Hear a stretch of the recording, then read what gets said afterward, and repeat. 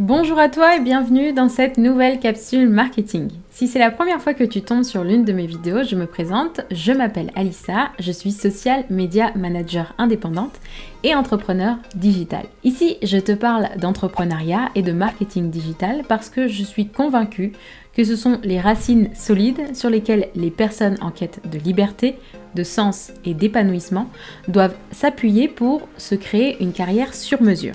Si toi aussi tu veux faire partie des leaders du futur, deux choses à faire.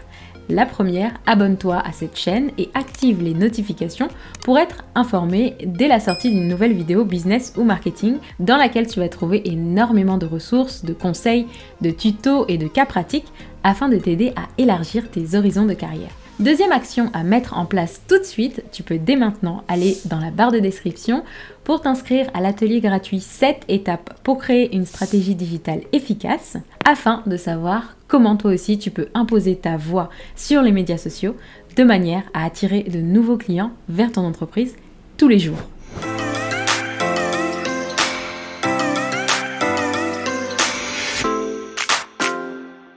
Vous avez dû en entendre parler, mi-novembre, l'entreprise de Bitcoin FTX a fait faillite. À sa tête, son dirigeant Sam Bankman-Fried, qui a utilisé un marketing très agressif pendant des années pour attirer les investisseurs chevronnés et les débutants vers le marché des crypto-monnaies et qui est aujourd'hui incapable de les rembourser. On a eu droit à une avalanche de messages de personnes stressées et énervées de ne pas pouvoir récupérer leur argent sur la plateforme. Mais alors pourquoi ces gens sont-ils si énervés? À mon humble avis, c'est parce qu'ils ont fait confiance à des conseillers financiers qui ne sont pas des spécialistes et qui promettent de devenir riches en quelques mois, voire quelques jours seulement, sans valoriser le travail que cela demande réellement de devenir riche en termes de temps, d'énergie, de vision long terme et de maîtrise de soi. Cet épisode du novembre noir pour FTX et ses adeptes qui voulaient devenir riches à court terme et qui ont tout perdu m'a donné une idée de vidéo qui tombe à pic. Le bilan de l'année qui vient de s'écouler afin de définir mes objectifs pour l'année 2023. Et oui, cet événement de l'actualité nous montre encore une fois que la vie n'est pas un sprint, mais bien un marathon. La richesse, celle qui est réellement solide, vient avec le temps, la patience et les efforts et ne disparaît pas en un claquement de doigts.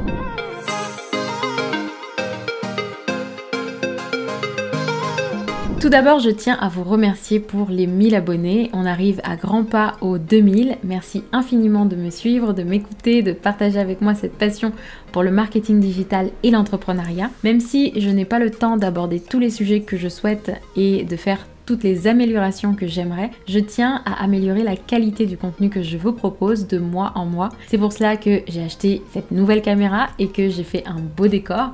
Je n'avais même pas eu le temps de vous en toucher deux mots dans mes précédentes vidéos, mais j'espère que vous appréciez les changements. Si c'est le cas, laissez-moi un petit pouce bleu, c'est gratuit et ça me fera sourire. Alors, on va passer maintenant aux choses sérieuses. Ai-je accompli mes objectifs d'ordre personnel cette année? Parce que je pense que l'atteinte de mes objectifs dans ma vie professionnelle est irrémédiablement liée à ceux atteints dans ma vie personnelle. C'est pourquoi je vais commencer avec l'organisation personnelle que j'ai adoptée durant cette année 2022. J'avais des objectifs précis dans 4 catégories différentes. L'alimentation, le sommeil, le sport et la spiritualité. Commençons par l'alimentation. Objectif numéro 1, manger 2 fois par jour seulement, en évitant le grignotage. Objectif numéro 2, des repas équilibrés, en petite quantité et à heure fixe, donc à 13h et 19h très exactement. Ce sont 4 points essentiels selon moi pour éviter d'avoir envie de grignoter, dormir tôt et perdre quelques kilos superflus. Alors, je ne me concentre pas vraiment sur le poids que j'ai perdu pour évaluer la réussite de cet objectif,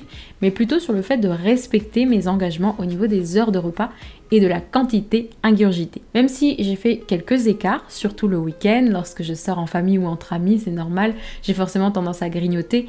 Dans l'ensemble, j'ai bien tenu cet objectif, donc j'en suis satisfaite. Ensuite, parlons du sommeil. Mon objectif était de dormir 8 heures par jour minimum, avec un lever à 5h30 et un coucher aux alentours de 22 heures. Je dirais que j'ai tenu cet objectif à 80% de l'année, sauf cas exceptionnel, mais le bilan que j'en tire, c'est que j'ai beaucoup de mal à me coucher à 22 heures car je n'ai pas sommeil tout simplement. J'ai naturellement sommeil aux alentours de 23h30 minuit. En plus, je ne faisais aucune sieste au début de l'année, alors qu'il est prouvé que les siestes améliorent les fonctions cognitives l'après-midi. Donc à partir du mois d'août, j'ai décidé de dormir 6 heures la nuit, donc de 23h30 à 5h30, et de dormir 2 heures l'après-midi, quand je pouvais bien sûr, de midi à 14h. Ce qui me permet d'être beaucoup plus productive durant la journée, d'atteindre mes 8 heures de sommeil journalières et de ne pas me forcer à dormir à 22h quand je n'ai pas sommeil tout simplement.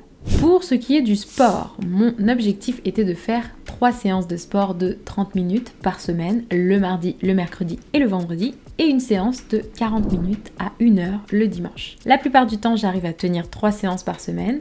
Le week-end passe souvent à la trappe parce que je rattrape mon sommeil en retard.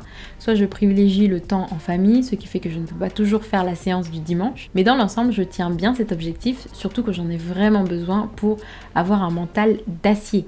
Au début de l'année, je faisais mes séances le soir, après le travail, à partir de 18h. Mais je me suis rendu compte que ça me donnait une meilleure organisation que de faire la séance le matin à 6h avant de démarrer la journée, ce qui me laisse plus de temps ensuite pour sortir, cuisiner ou prendre une vraie pause le soir pour me détendre. Enfin, on va se concentrer sur la spiritualité. Je me suis forcément rapprochée de mon créateur cette année et je n'en tire que des leçons positives pour mon état psychologique qui est de plus en plus serein, malgré le stress du quotidien et le contexte géopolitique tendu, ce qui m'étonne parfois d'ailleurs, mais c'est une réelle grâce pour moi de parvenir à rester sereine et organisée dans un contexte politique et social aussi instable qu'en France et dans le monde. Et pour ça, je suis très reconnaissante à ma pratique spirituelle. Après, en étant auto-entrepreneur, on peut aisément dire que de base, je n'ai pas peur du risque, mais quand même si la situation est tendue et que j'accepte facilement le risque, la situation mondiale est quand même très tendue. Et c'est pour ça que, pour moi, il faut une part de spiritualité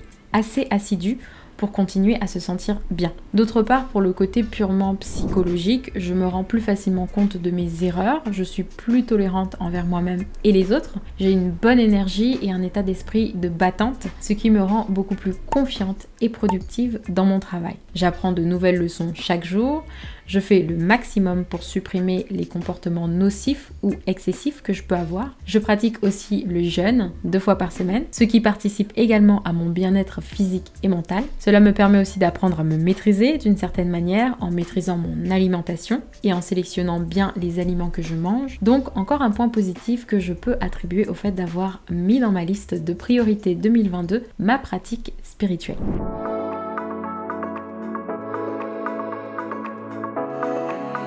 Au niveau du travail maintenant, voici les principaux services que j'ai proposés en 2022. Brain stratégiste, social media management, community management et création de formations en e-learning. Et ce que j'ai préféré exercer, pour lesquels j'ai été bien rémunérée, qui avaient une utilité et pour lesquels j'ai une vocation, en règle générale mes services Ikagei. J'aime toutes les activités que je fais, mais si je dois en donner un ordre de préférence, je dirais en premier la création de formations e-learning, j'adore ça, le brain stratégisme ou brain stratégiste, le social media management et le community management. J'ai d'ailleurs mixé toutes ces activités dans la formation CM Focus à laquelle vous pourrez prochainement accéder, je vous le promets, je vous assure, ça arrive, je suis encore en train d'y travailler, ne vous inquiétez pas, gardez patience, la formation Community Manager ne va pas tarder à être disponible et accessible à la vente.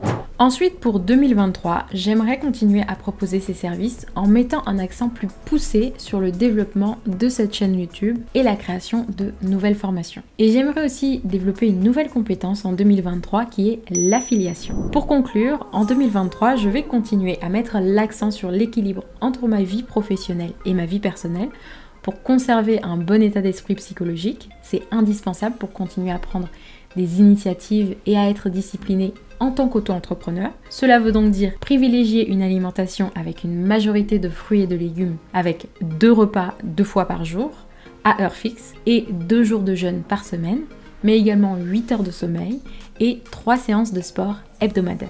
Je vais aussi poursuivre ma pratique spirituelle, bien entendu, qui est à la base de mon bien-être. Un esprit sain dans un corps sain est indispensable pour atteindre mes objectifs professionnels. C'est tout pour cette vidéo, je vous dis à bientôt dans une nouvelle capsule marketing. Ciao ciao!